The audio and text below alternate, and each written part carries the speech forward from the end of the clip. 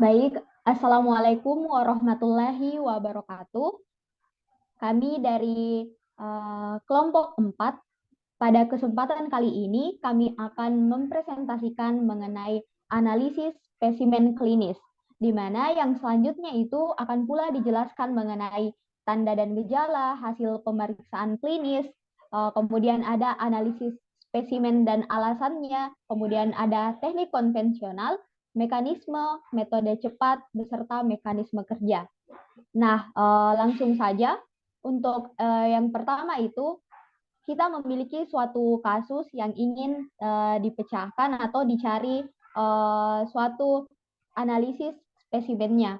Untuk kasusnya sendiri itu di mana ada seorang pasien di mana pasien ini tuh pria yang berusia 20 tahun. Dia berobat ke rumah sakit karena dia mengalami gejala baik itu berupa batuk yang berkepanjangan hingga hampir 2 minggu.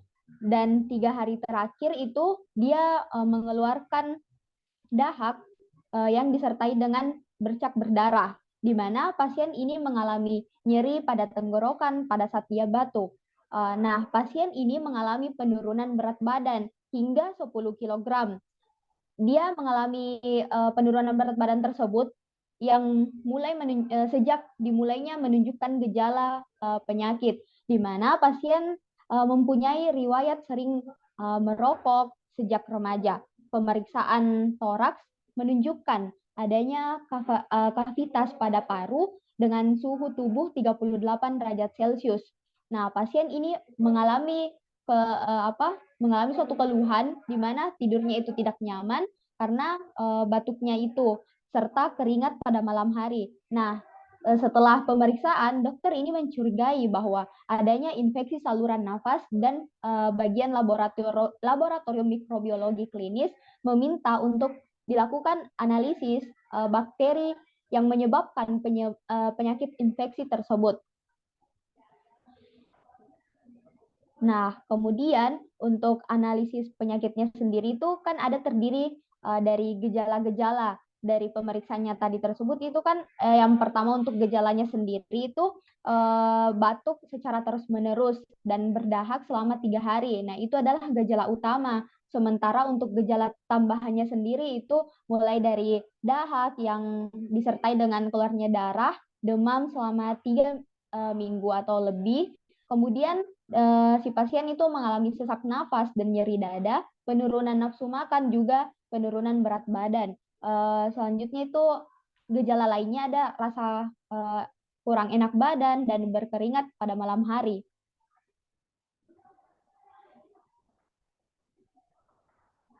Baik, langsung saja untuk materi berikutnya saya serahkan ke Kurnia Setiawati. Baik, terima kasih atas kesempatannya. Jadi selain dari gejala-gejala penyakit, juga ada faktor resiko dari penyakit tersebut, di mana seseorang dapat dikatakan memiliki kemungkinan resiko untuk terserang penyakit tuberkulosis apabila memenuhi faktor resiko paling kurang atau satu dari faktor-faktor yang akan saya sebutkan.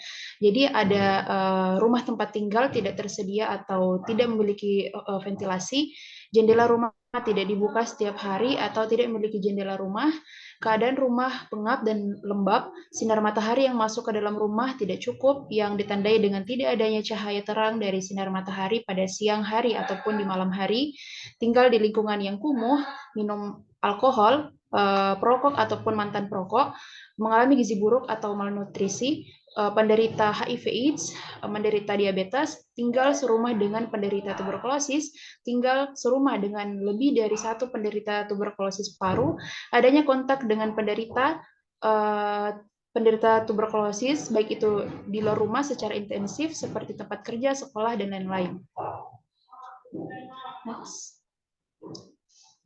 Nah, berdasarkan dari gejala-gejala tersebut, kami dapat simpulkan bahwa pasien tersebut menderita penyakit TBC atau tuberkulosis. Next. Nah, tuberkulosis atau TBC merupakan penyakit menular yang secara langsung dapat disebabkan oleh infeksi bakteri Mycobacterium tuberculosis, di mana tuberkulosis merupakan penyakit yang mudah menular melalui udara dari sumber penularan yaitu pasien TB BTA positif pada waktu batuk ataupun bersin, di mana pasien akan menyebarkan kuman ke udara dalam bentuk percikan dahak. Sekali batuk itu dapat menghasilkan sekitar 3.000 percikan dahak, di mana tuberkulosis dapat menyerang siapa saja, terutama pada usia anak-anak atau usia yang masih produktif. Sekitar 75% pasien tuberkulosis adalah kelompok usia yang paling produktif secara ekonomis di usia 15 sampai 50 tahun. Mungkin itu saja dari saya berikan kepada pemateri berikutnya.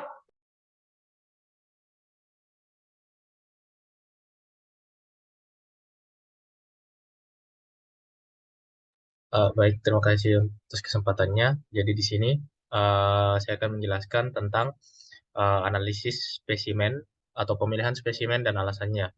Nah, pemeriksaan spesimen yang kita gunakan yaitu dahak dari pasien dengan menggunakan mikroskopis langsung. Nah, alasan dan tujuan dari pemeriksaan dahak ini untuk menegakkan diagnosis, menilai keberhasilan pengobatan, dan juga menentukan posisi penularan. Nah, pemeriksaan dahak ini dilakukan dengan cara mengumpulkan 3 uji dahak yang dikumpulkan dalam 2 hari kunjungan berupa dahak sewaktu pagi sewaktu atau SPS. Nah, pada sewaktu dahak pasien ditampung pada saat terduga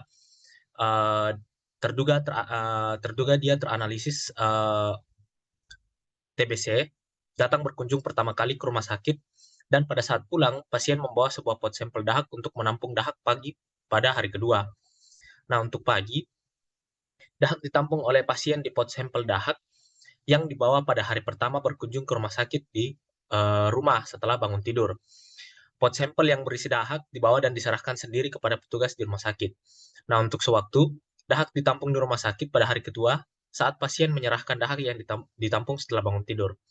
Mungkin sekian dari saya berikan ke pemateri selanjutnya. Baik, selanjutnya itu yang mengenai metode konvensional yang dapat digunakan dan alasan dari pemilihan metodenya. Nah, diagnosis bakteriologis dari TB yang paling umum berdasarkan pemeriksaan dari spesimen dahak adalah pemeriksaan bakteri tahan asam atau BTA, isolasi kultur, metode molekuler, dan lain-lain.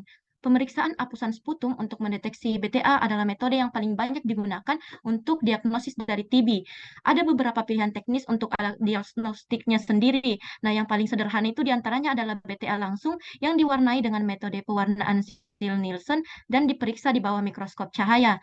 Nah, pewarnaan Ziel-Nielsen ini merupakan pewarnaan diferensial di mana digunakan lebih dari satu macam zat warna sehingga dapat dibedakan antara bakteri tahan asam dan bakteri yang bukan tahan asam. Selanjutnya itu alasan pemilihannya di mana BTA ini menjadi metode yang banyak dipilih karena uji ini tidak memakan banyak waktu dan dapat menunjukkan keberadaan dari bakteri tahan asam secara kuantitatif. Sekian dari saya serahkan ke pemateri selanjutnya.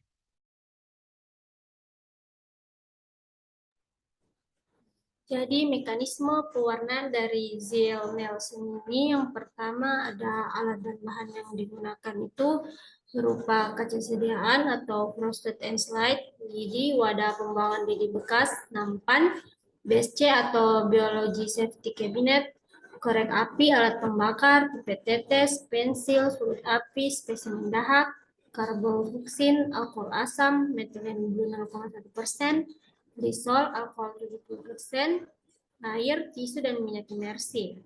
Yang pertama yaitu pembuatan preparat dahak, yakni pertama-tama kaca objek yang akan digunakan diberi kode atau nomor di bagian atas preparat. Kemudian sampel dahak atau sputum yang diambil menggunakan lidi dipilih. Adapun sputum yang diambil itu bagian yang memiliki konsistensi kental berwarna kuning kehijauan atau terdapat darah. Tahap selanjutnya diratakan di atas kaca preparat dengan ukuran 2 x 5 cm atau sebesar ibu jari. Setelah itu, dikeringkan pada suhu kamar dan lidi yang telah digunakan dimasukkan dalam wadah berisi cairan disinfektan. Next. Kemudian prosedur pewarnaan Ziel-Nielsen. yaitu dimulai dengan preparat sebelumnya itu diatur di atas rak dengan diberi jarak agar tidak mudah jatuh selama proses pewarnaan. Kemudian yang pertama, preparat itu dipanaskan dengan api untuk mengeringkan bagian yang belum kering. Setelah itu diteteskan karboksin 1% hingga seluruh preparatnya tertutupi. Selanjutnya, preparat dipanaskan dengan api hingga menguap, lalu diangin-anginkan dalam kurun waktu 10 menit. Setelah itu, preparat disiram dengan air mengalir untuk menghilangkan kelebihan karboksinnya serta ditetesi asam alkohol 3% sebanyak 2 kali atau sampai warna merah bersih. Kemudian proses pewarnaan dilanjutkan dengan diteteskan metilen blue ke kaca preparat hingga seluruh bagian tertutupi. Kemudian dibiarkan selama 1 menit. Dan selanjutnya kembali dibilas menggunakan air bersih lalu dikeringkan pada rak pengering. Next. Nah, untuk pembacaan hasil pewarnaannya yakni preparatnya diletakkan di atas meja mikroskop dengan permukaan sedianya menghadap ke atas. Selanjutnya diteteskan dengan minyak imersi ke permukaan preparatnya, lalu preparat diamati menggunakan mikroskop dengan perbesaran 100 kali secara hati-hati. Pembacaan dilakukan sepanjang garis tengah atau secara horizontal dari sudut kiri ke kanan atau sebaliknya. Keberadaan BTA diamati yaitu yang berwarna merah dan berbentuk basil untuk dihitung dan ditentukan jumlahnya. Oke, itu saja dari saya serahkan ke pemateri selanjutnya. Baik, terima kasih atas kesempatannya. Jadi saya akan menjelaskan mengenai metode cepat analisis mikrobiologi yang dipilih dan alasan pemilihan metode tersebut. Di sini metode analisis yang digunakan yakni real-time polymerase chain reaction assay atau RT-PCR. RT-PCR ini merupakan metode tes cepat molekuler penemuan terbaru yang didiagnosis untuk tuberkulosis berdasarkan pemeriksaan molekuler yang terintegrasi secara otomatis mengolah sediaan dengan ekstraksi DNA dalam cartridge yang dipakai. Metode RT-PCR ini dipilih karena dia dinilai efektif, ditandai dengan waktu hingga didapatkannya hasil kurang dari 2 jam, dan hanya membutuhkan pelatihan yang simpel untuk dapat menggunakan alat untuk metode RT-PCR ini. Metode RT-PCR ini dilakukan dengan teknik pemeriksaan yang didasarkan pada amplifikasi berulang pada target DNA dan kemudian dideteksi secara fluorimetrik. Sensitivitas dan spesifitas yang cukup tinggi pada metode ini dapat diperoleh pada sampel dari saluran pernapasan yang digunakan untuk mendeteksi adanya Mycobacterium tuberculosis dan sekaligus juga bisa untuk mendeteksi adanya resistensi terhadap antibiotika yakni antibiotika jenis rifampicin. Hal tersebut dibuktikan dengan penelitian Buchma pada tahun 2010 yang meneliti 171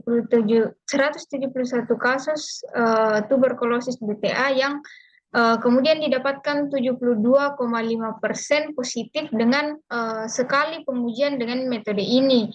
Sedangkan untuk 3 kali pengujian didapatkan sensitivitasnya semakin meningkat, yakni menjadi 90,2% sehingga dengan itu dapat disimpulkan bahwa metode ini dinilai sangat efektif. Mungkin itu materi dari saya serahkan kepada pemateri selanjutnya.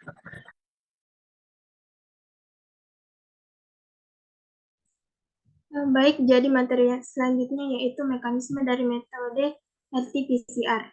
Yang pertama, pemeriksaan MTB atau Mycobacterium tuberculosis dilakukan menggunakan metode tes cepat molekuler, metode BTA dekontaminasi, dan metode kultur dengan menggunakan media Lowstein-Jensen sebagai gold standar.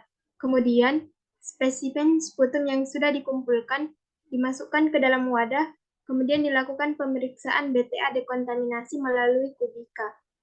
Selanjutnya, tes cepat molekuler dilakukan dengan menambahkan buffer, kemudian diinkubasi selama 15 menit, lalu diambil dengan pipet khusus atau pipet mikro dan dimasukkan ke dalam cartridge. Kemudian dimasukkan ke dalam alat Gen Expert MTB atau RIP. Kemudian sputum diproses dan diperiksa oleh Gen Expert MTB atau RIP secara otomatis dan hasilnya akan diperoleh setelah kurang lebih 2 jam.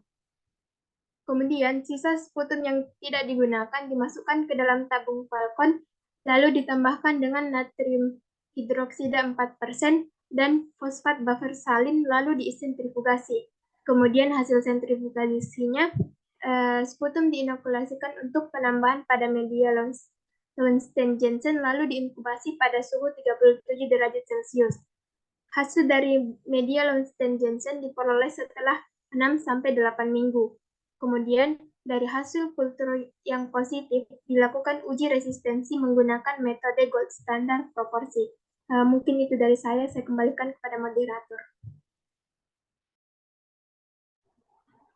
Baik, terima kasih banyak atas pemaparan materi oleh teman-teman. Dan mungkin cukup sekianlah presentasi ataupun pemaparan materi dari kelompok kami, kelompok 4, mengenai mengenai pemilihan metode yang paling tepat terkait dengan kasus yang diberikan untuk kelompok kami. Mungkin kurang dan lebihnya mohon dimaafkan. Wabillahi taufiq wal hidayah. Wassalamualaikum warahmatullahi wabarakatuh.